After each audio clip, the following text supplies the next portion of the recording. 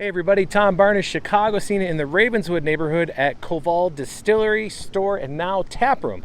Yeah, the tap room is right there. I'm going to talk to Sonat, who is the co-owner and founder of Koval, a Chicago-born brand now for the Chicago scene. So let's go and say hi.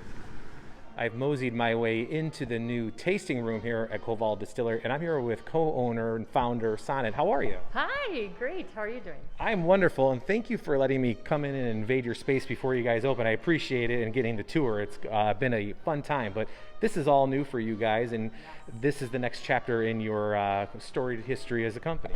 Absolutely. We're very excited to have gotten to this point.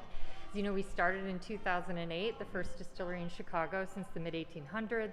We've now grown to be probably one of the largest completely independent woman-owned craft distilleries in the United States, with distribution in 55 export markets.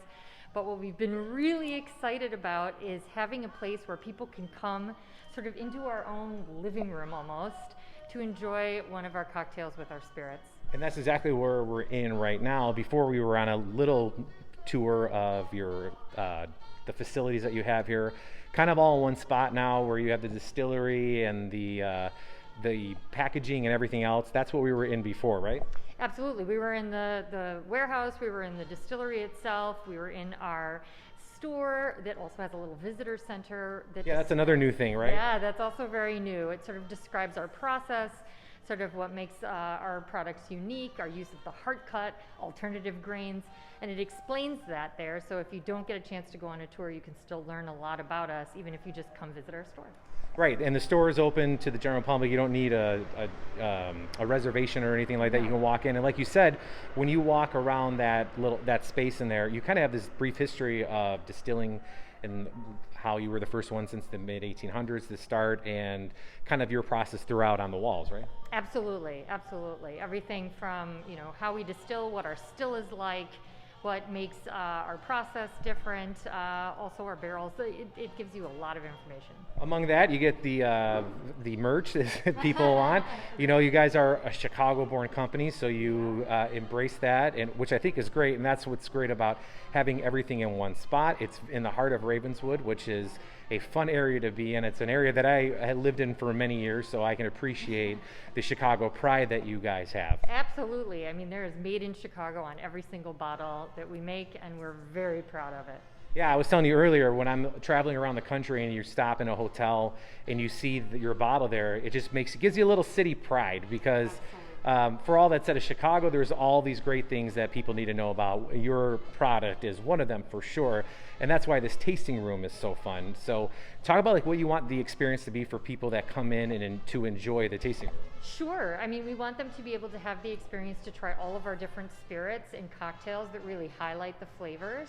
And also in a place that's comfortable and that allows people to just be able to relax. We've got a menu of items also that relate to coffee products, very much in a Viennese style based on our heritage, and we also have a lot of small bites that are also very sort of Central European, Austrian in nature. Oh, really? Like what give me some examples of those small bites, because I think when people hear tasting room, not a lot of times they get to eat, so which Sure. I'm guessing that you would want some people to eat just so if they don't want to come on empty stomachs and be sampling some things sometimes, right? Absolutely. Well, we've got some delicious crusty rye breads with a number of spreads that are very classic to Austria, like a Liptauer or a Kartoffelkäse.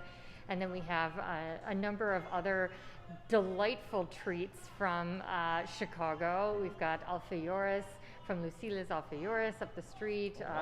We've got local pickles from Spokane. We also have some Vosges chocolates and really all sorts of different things. Yeah, all local, really wonderful treats.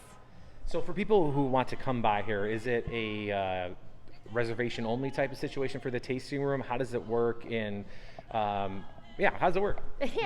Well, we are open from 5 until 10 weekdays, and except for Mondays when we're closed, and then Saturday and Sundays from 12 until 10. Great. And do people need to make a reservation ahead of time, or they walk in? How's that work? No reservation for the tasting room, but we do have a number of events that do require reservations, and those are sometimes cocktail classes or special brunch type events.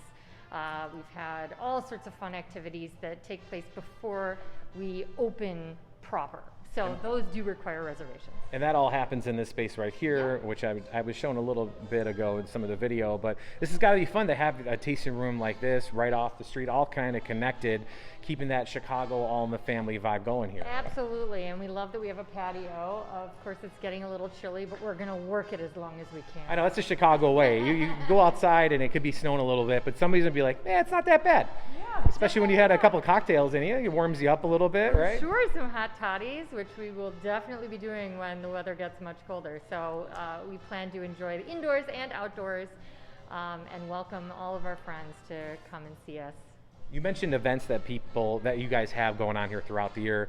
Is that something that people can also do? Like, do you have like special events for like, I don't know, like rehearsal dinners or weddings and stuff like that in the tasting room, or are there any of those things available? Yes, there are those things available, but we also have special tours. We've got a number of different cocktail classes and all sorts of fun things. We like to weave in all sorts of cultural type events with our cocktail tastings, whether they be poetry readings or a chess match or something along those lines. There's something for everybody to come and enjoy, see what we're up to, enjoy time with friends, and great cocktails. Fantastic. So for people who want to learn more about what you guys do, what's the best way for them to go about it? And maybe if they don't have it for some reason in their neighborhood, where they can find it? Sure. We're available across the country. And so if you don't see it, ask for it. It should be available. And if you want to come and check out what we're doing here, just check us out online at kovaldistillery.com or on our socials, which is Koval Distillery. Awesome. Sonat, thank you very much for taking the time to show us, and congratulations on from where you started to where you are now. It's a great thing to see a Chicago brand basically take over the country. I love it. I love it. Thank you so much. No problem. Pleasure. All right, that's Koval Distillery, Tasting Room, and Store here in Ravenswood, TBARNAS, at WGNTV.com. That's TBarnes at WGNTV.com if you have a suggestion for the Chicago scene. Thank you for watching. See you guys later.